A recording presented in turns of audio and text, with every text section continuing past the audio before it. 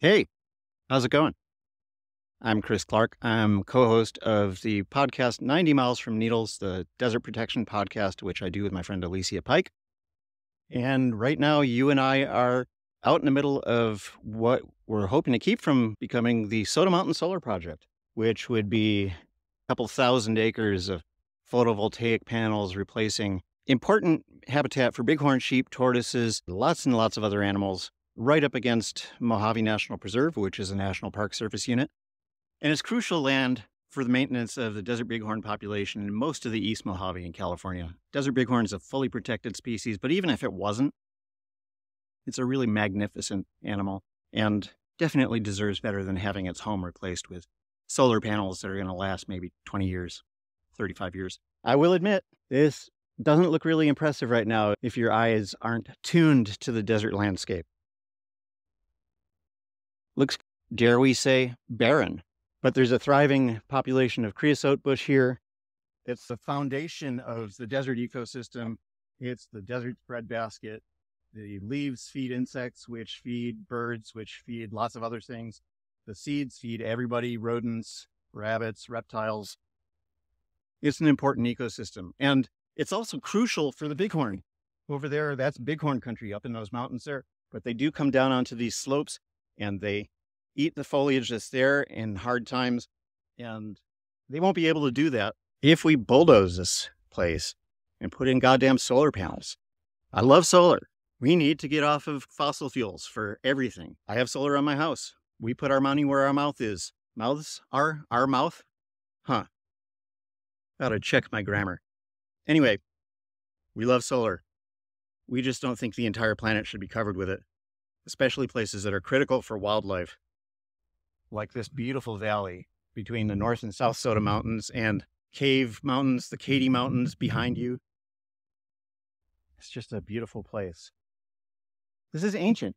The colors of these rocks, I mean, there's a bunch of stuff that's washed down from the mountains pretty recently, but it's slowly developing a patina. And depending on where you look, you can see rocks that have been out in the, let me get one. I'll show you. See this big brown rock? Just over there. There's a whole lot of them over there. It's not a brown rock. It's actually this color. But the exposure to the elements for maybe 4,000 years has caused microorganisms to darken this surface, and it's called desert varnish. When you see this, you know you're looking at an old landscape. I'm going to put this back where it was. So why am I telling you all this? Because we need to stop this solar project. It's going to be really important. We're going to be doing an episode of 90 Miles from Needles on this.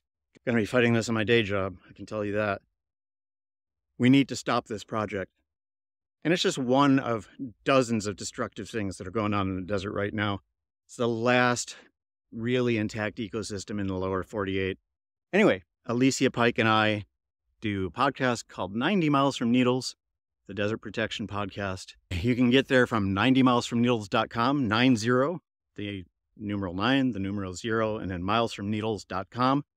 Or you can just search for us on Apple Podcasts or Google or Spotify or whatever hipster bespoke kind of podcast app you use. We're on like Deezer, we're on iHeart, you know, all the really cool ones. It's a labor of love. Neither of us is getting paid.